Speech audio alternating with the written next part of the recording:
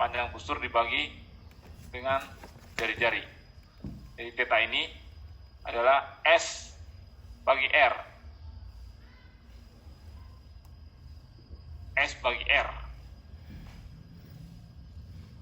Itu dalam pengertian panjang busur S. S theta itu nanti dicari S ini. Ini dalam radial, bukan derajatnya, ini satuannya radial.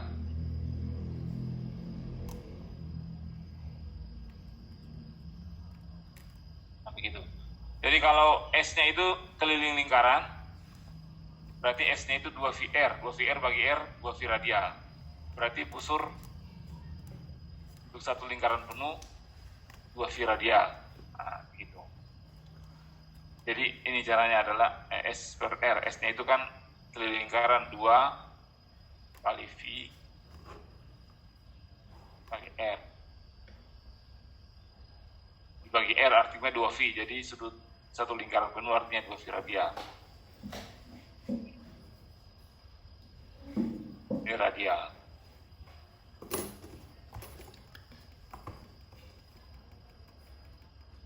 Gitu ya. Nah, itulah definisi daripada gerak melingkar peraturan. Jadi kita bisa tahu vektor posisinya seperti apa. Ya. Nah, kita lihat lagi sekarang lanjutannya.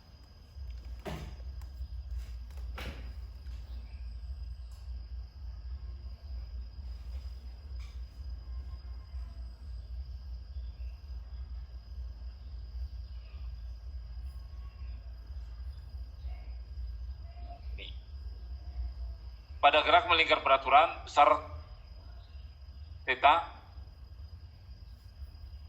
sama jika waktu yang digunakan sama, ya. Jadi kalau gerak melingkar peraturan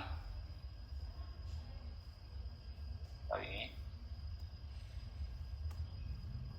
sudut theta yang ditempuh itu sama jika waktu yang digunakan sama. Jadi waktu yang diperlukan untuk menempuh lintasan ini, misalkan 2 detik, theta yang dibentuk itu setiap 2 detik itu akan sama besar sudut tetanya. Itu namanya gerak melingkar peraturan.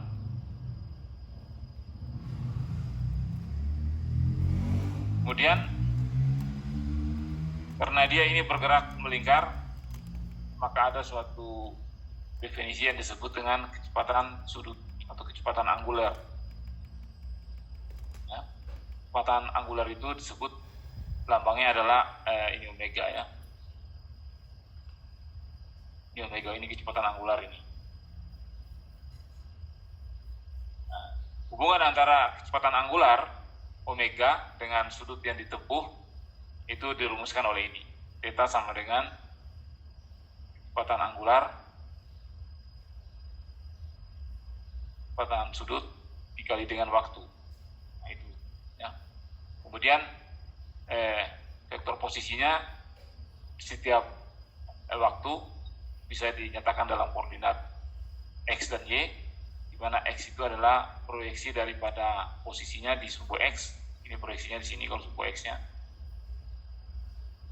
Ya. Ini adalah R cos theta. Ini R. Ini adalah XT. Sedangkan YT itu adalah R sin theta.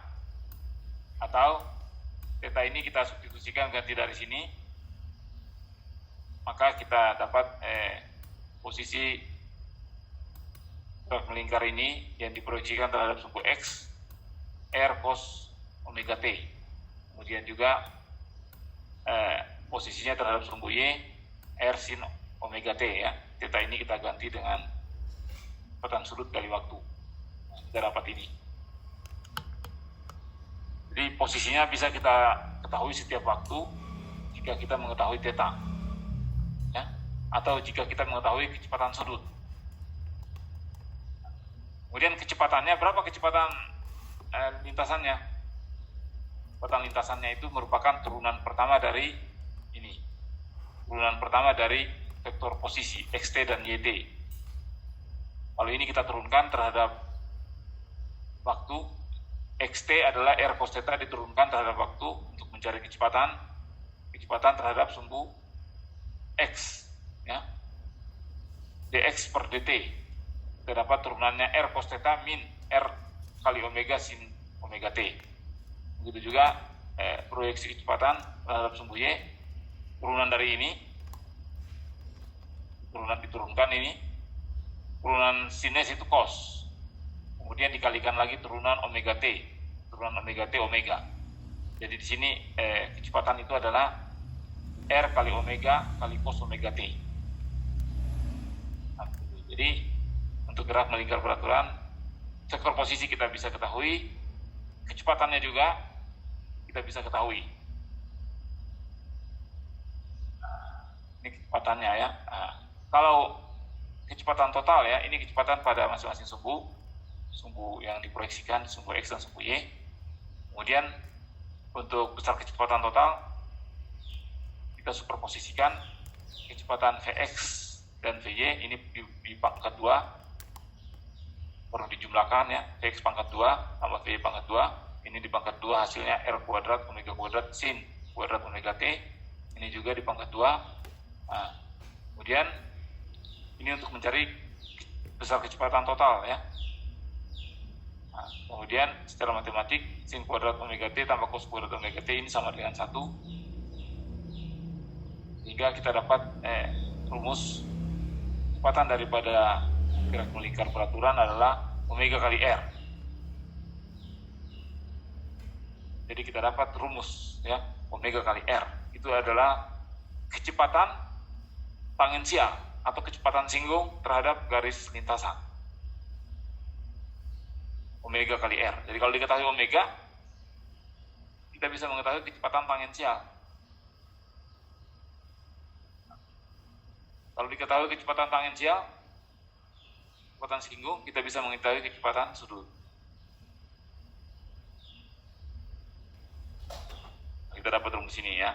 Nah, ini gerak melingkar peraturan. Kemudian kita lanjutkan lagi teorinya sedikit. Mungkin ada pertanyaan di sini, silakan kalau ada. Mungkin bosan dengar-dengar aja gitu ya. Mau ditanya, monggo.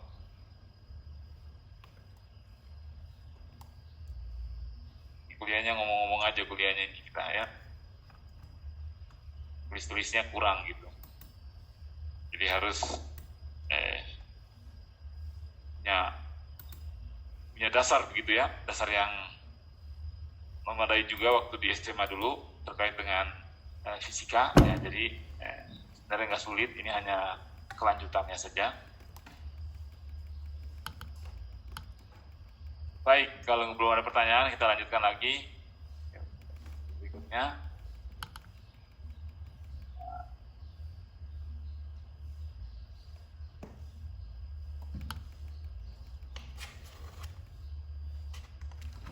Hapus lagi dulu.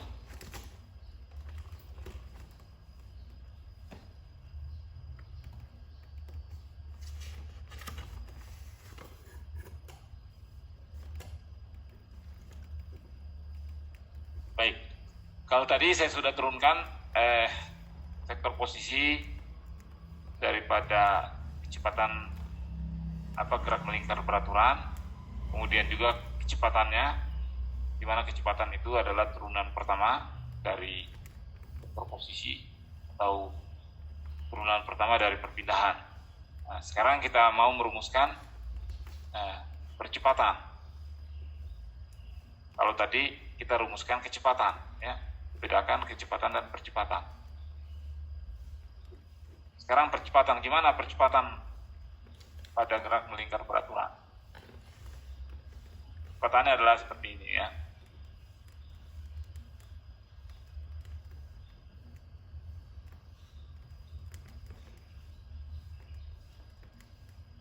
Percepatan adalah turunan pertama dari kecepatan ya.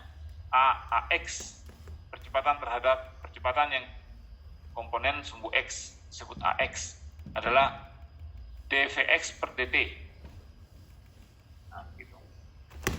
Kalau tadi kita sudah tahu Vx ya, Vx tadi kalau kita lihat sebelumnya ini Vx itu adalah min R omega sin omega T. Ya, ini adalah Vx-nya min R kali omega sin omega T. Kemudian kita turunkan min omega apa tadi? Min omega R minus RW sin omega T. Kita turunkan jadi ini. Jadi turunan dari kecepatan adalah percepatan. Kita dapatkan rumus minus omega kuadrat R kali cos omega T. Nah, kita tahu bahwa R cos omega T itu adalah perpindahan terhadap sumbu X, maka kita ganti di sini R cos omega T menjadi XT saja, sehingga kita dapatkan vektor kecepatan terhadap vektor percepatan terhadap sumbu X. Demikian juga ini percepatan terhadap komponen sumbu Y-nya adalah turunan pertama dari kecepatan.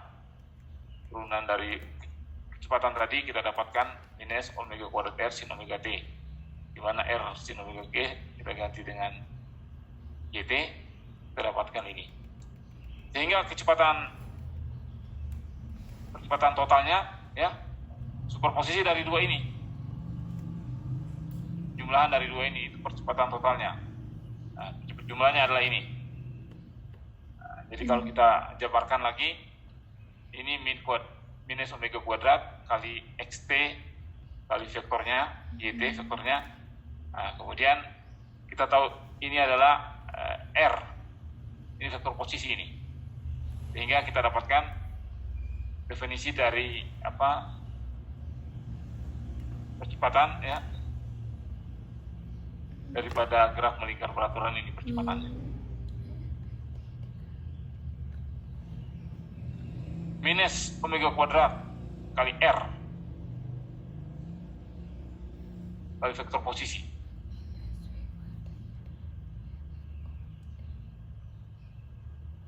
Nah, jadi ini artinya apa? Jadi vektor percepatan minus omega kuadrat R ya. Kita tahu bahwa R itu kan vektor posisinya selalu mengarah keluar dari pusat rotasi, pusat lintasan. Sehingga karena ini minusnya berarti berlawanan. Kalau vektor posisi arah keluar, maka percepatan itu minus arah keluar itu arah ke dalam. Jadi percepatan itu vektornya itu vektor arah ke dalam sini. Makanya di sini selalu berlawanan arah dengan arah R. Jadi arah A radial keluar. Sehingga kalau kita definisikan ASP ini maksudnya percepatan sentripetal. Jadi kalau ada gerak melingkar, maka ada percepatan yang arahnya ke dalam, yaitu namanya percepatan sentripetal SP. Rumusnya V kuadrat kali R. Kita tahu bahwa omega kuadrat itu adalah VT per R pangkat 2, maka ini kita substitusikan. Omega ini kita ganti dengan V tangensial per R pangkat 2, omega pangkat 2, sehingga kita dapatkan ini. Jadi percepatan sentripetal ya. Jadi kalau ada gerak melingkar peraturan itu ada percepatan yang arahnya keluar, yang disebut percepatan sentripetal, yang besarnya adalah ini. Jadi percepatan yang ini, rumusnya ini, V kuadrat per R. Jadi kalau ini gerakannya melingkar, vektor posisinya selalu keluar. Nah, karena ini minus daripada R, min omega kuadrat R, maka jelas di sini terbukti bahwa percepatan daripada gerak melingkar peraturan itu selalu berlawanan arah dengan vektor R, vektor posisi. Vektor posisi itu arahnya selalu keluar. Nah, jadi di sini yang besar kita sudah buktikan bahwa arahnya selalu ke dalam, dan besarnya kita sudah turunkan, yaitu V kuadrat per R. Ini disebut percepatan sentripetal. Ya. Ada pertanyaan di sini? Silakan kalau ada. Jadi gerak melingkar kita sudah tahu vektor posisi, bagaimana kecepatan sudutnya, bagaimana kecepatan terhadap sumbu X dan sumbu Y, bagaimana percepatannya, bagaimana percepatan sentripetalnya, semua sudah diturunkan di situ ya. Nah, nanti kita lihat contoh-contoh soalnya, banyak sekali contoh soal di akhir kuliah ini saya tampilkan di situ. Mahasiswa bisa melatih sendiri dirinya gitu ya, mengerjakan soal untuk memahami. Tentu nanti saya sertakan dengan PR. PR-nya sudah ada di lembaran terakhir dari file ini, tapi saya belum masukkan di e-learning ya. Karena apa? Karena kalian akan jawab di e-learning, maka saya akan share juga ya, share juga di e-learning supaya bisa terjawab.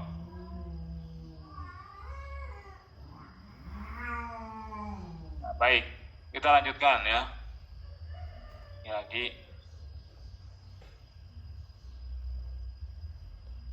Nah, sekarang kita masuk gerak melingkar berubah peraturan. Nah, ini beda lagi nih. Kalau tadi gerak melingkar peraturan, sekarang gerak melingkar berubah peraturan. Jadi kalian bayangkan kalau ada suatu gerakan mengutari suatu titik poros tertentu dengan jari-jari yang tetap, tetapi kecepatannya berubah-ubah. Makin cepat atau makin lambat, itu namanya gerak melingkar berubah peraturan. Kalau gerak melingkar peraturan, ya kecepatannya konstan selama mengitari suatu poros tertentu. Apa yang membedakan sekarang gerak melingkar berubah peraturan dengan gerak melingkar peraturan? Tentu dalam gerak melingkar peraturan di sini ada yang disebut dengan percepatan tangensial ya. Kalau tadi hanya ada percepatan sentripetal yang arahnya ke dalam. Kalau gerak melingkar berubah peraturan ada yang disebut variabel AT. Ini AT.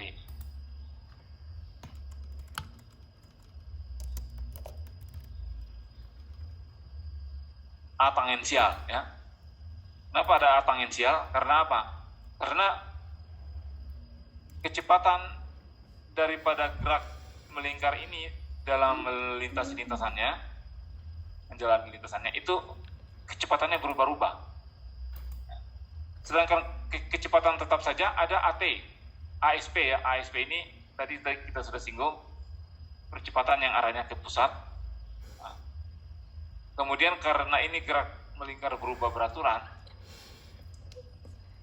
maka ada satu lagi komponen percepatan yang disebut dengan percepatan tangensial, AT.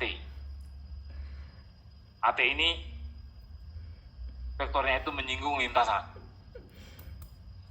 Nah, itu yang membedakan dengan gerak melingkar beraturan, A tangensial. Di mana A tangensial ini kita turunkan di sini. Pertama delta V. Delta V itu ini delta omega per delta T kali R. Ya. Kemudian delta omega per delta T ini percepatan sudut, sehingga kita dapatkan formulanya di sini untuk percepatan tangensial. Ini ada satu besaran lain lagi yang disebut percepatan tangensial adalah R kali alfa. Alfa itu namanya percepatan angular atau percepatan sudut. Jadi ada kecepatan sudut omega. Jadi kalian harus bedakan omega itu ini namanya kecepatan sudut, sedangkan ini alfa percepatan sudut. Nah, begitu. Ini definisi daripada gerak melingkar. Ini adalah kecepatan sudut atau kecepatan angular. Ini kecepatan sudut. Ini percepatan.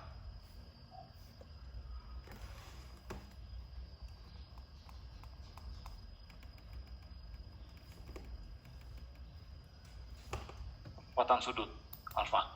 Nah, jadi sebentar.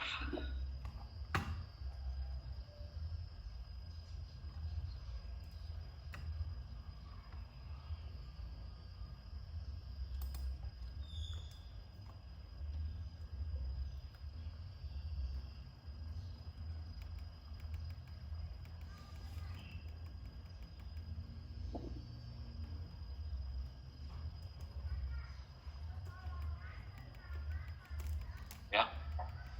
Jadi di sini kita sudah turunkan kalau gerak melingkar berubah beraturan ada percepatan AT. Ini namanya percepatan tangensial. Rumusnya R kali alfa. Nah, sehingga percepatan sesungguhnya superposisi saja antara percepatan sentripetal ASP ini dengan percepatan tangensial AT. Kita dapat percepatan absolut atau percepatan total.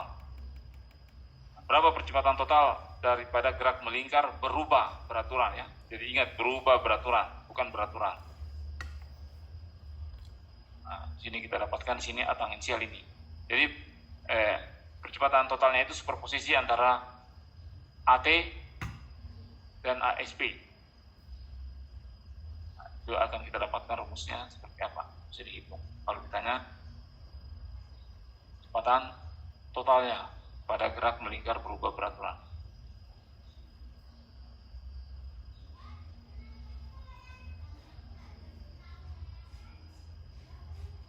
Jadi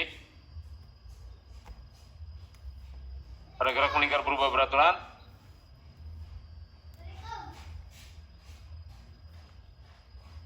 kita dapatkan di sini A total itu yaitu percepatan sentripetal ditambah percepatan tangensial. Ini rumusnya untuk percepatan totalnya, dan besarnya dirumuskan dengan ini. Akar A sentripetal pangkat 2, pangkat 2 di sini ada ya. Tambah A tangensial pangkat 2. Nah, begitu, itulah percepatan total. Nah, itu gerak melingkar ya.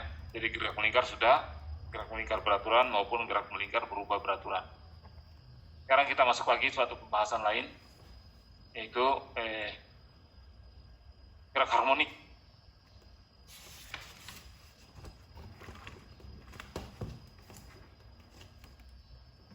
Nah, ini gerak harmonik apa ini? Nah, ini berbeda lagi dengan gerak melingkar tadi.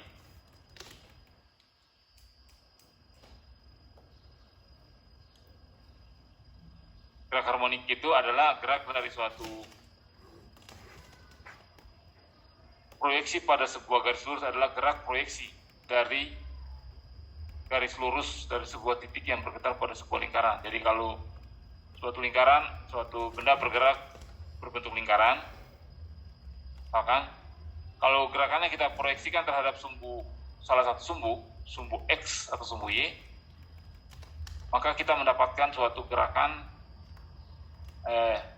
bolak-balik melewati titik keseimbangan. Nah, makanya gerakan itu disebut gerak harmonik. Itu gerak proyeksi daripada gerak melingkar beraturan. Jadi kalau misalkan suatu benda di sini melakukan gerak melingkar, posisinya di sini, kemudian vektor kecepatannya Vt, proyeksinya terhadap sumbu Y adalah ini.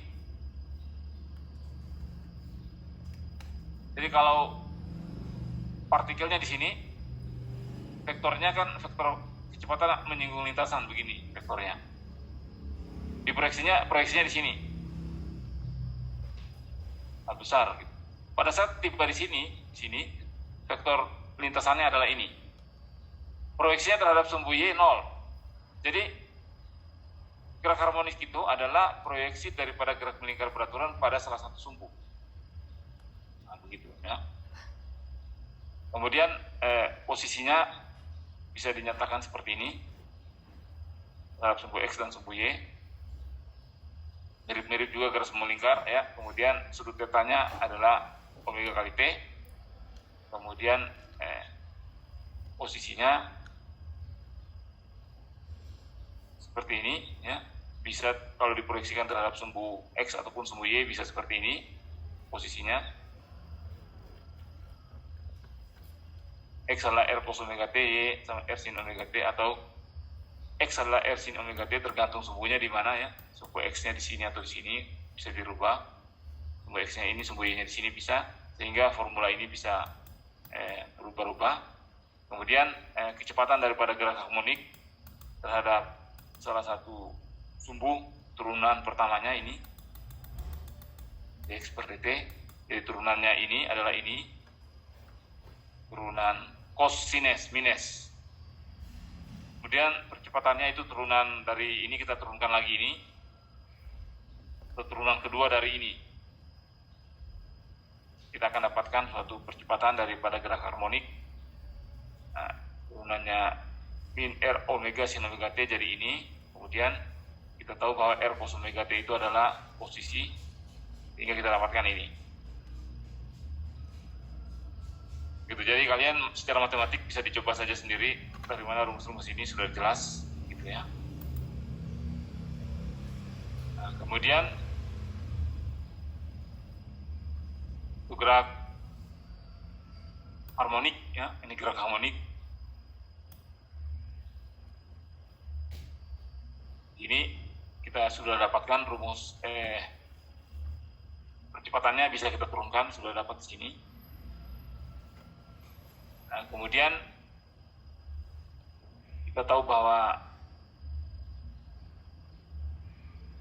jika dia sampai di puncak sini ya, ini percepatannya itu 0, karena vektor proyeksinya itu sudah terhadap salah satu sumbu, komponennya itu sudah kecil sekali, bahkan 0. Jadi kita dapat kecepatannya 0 di sini.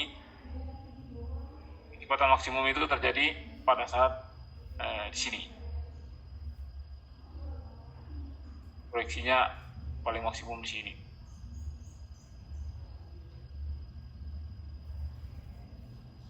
Jadi arah percepatan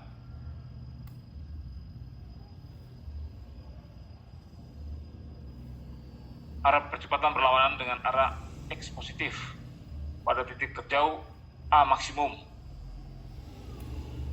Pada titik terjauh A maksimum. Titik terjauh itu maksudnya dia bergetar secara harmonik melewati titik keseimbangan ya. Jadi titik keseimbangan ini sumbu X. Akhirnya dia bergerak bolak-balik terhadap sumbu X. Titik terjauh dia berada di sini. Itu percepatannya maksimum. Kecepatannya minimum.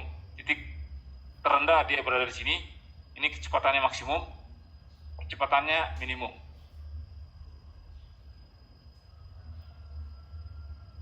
Kemudian kita lihat lagi satu teori berikutnya. Ini masih teori semua ya. Jadi kalian tinggal latihan contoh soal, bagaimana bisa menjawab. Konsepnya sudah dijelaskan di sini.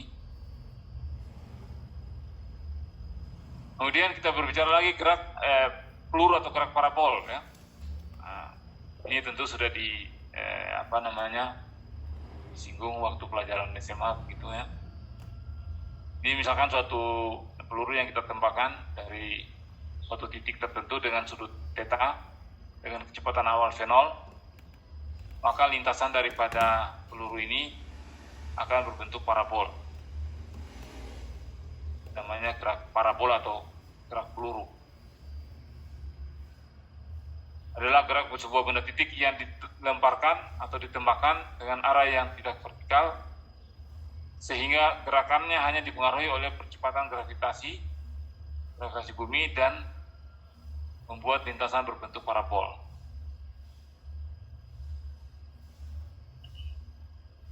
Kemudian kita bisa menggambarkan vektor-vektor daripada kecepatan terhadap sumbu X dan sumbu Y-nya dari gerak parabola ini. Misalkan kita melihat bola-bola ditembakkan dari titik 0 di sini dengan sudut theta dengan kecepatan v0, maka kita bisa memproyeksikan vektor v0 ini terhadap sumbu X, yaitu v0x, dan terhadap sumbu Y, v0y.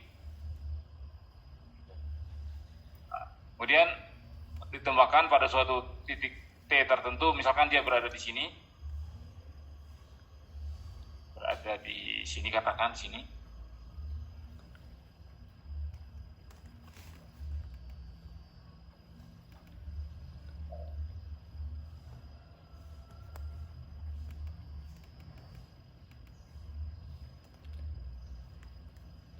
mana tadi.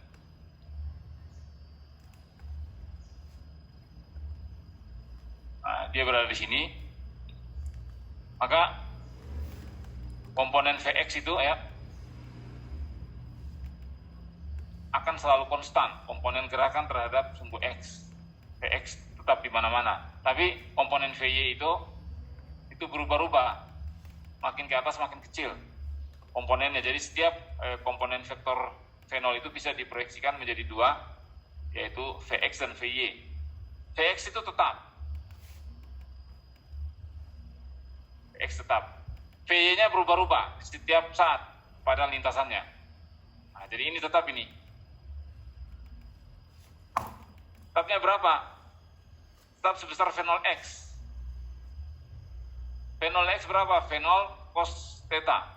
Nah, itu yang perlu difahami dulu, vektornya yang berubah-ubah, vektor apa saja yang berubah-ubah itu vektor proyeksi arah vertikal. Karena apa? Karena dia melawan gravitasi. Jadi komponen vertikal ke atas itu makin mengecil. Nah, di titik sini, di puncak lintasannya, itu komponen Vy-nya 0. Nggak ada lagi komponen arah vertikal di titik A. Yang ada hanya V0x, sama semua. Nah, begitu. Nah, kemudian kita bisa menghitung beberapa parameter daripada gerak parabola ini. Pertama-tama parameter daripada posisi benda pada sumbu X ya. Nah, itu selalu dirumuskan seperti ini untuk posisinya terhadap arah mendatar. X itu V0 cos theta kali T. Ya, jadi arah mendatarnya itu gerak beraturan dengan kecepatan awal V0 cos theta, proyeksi dari ini kali T, nah, jarak. Sedangkan ya, karena V0x yaitu tetap sama V0 cos theta, sehingga kita bisa mendapatkan T-nya itu adalah X per V0 cos theta.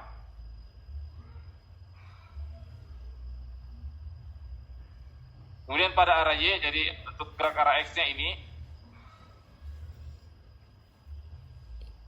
sedangkan gerak arah Y-nya ini, komponen arah Y yaitu V0 sin theta kali T kurang setengah GT kuadrat. Ya, ini kayak gerak berubah beraturan biasa, tapi ya diproyeksikan terhadap arah vertikalnya. Gitu. Ya. Ini arah vertikalnya ini.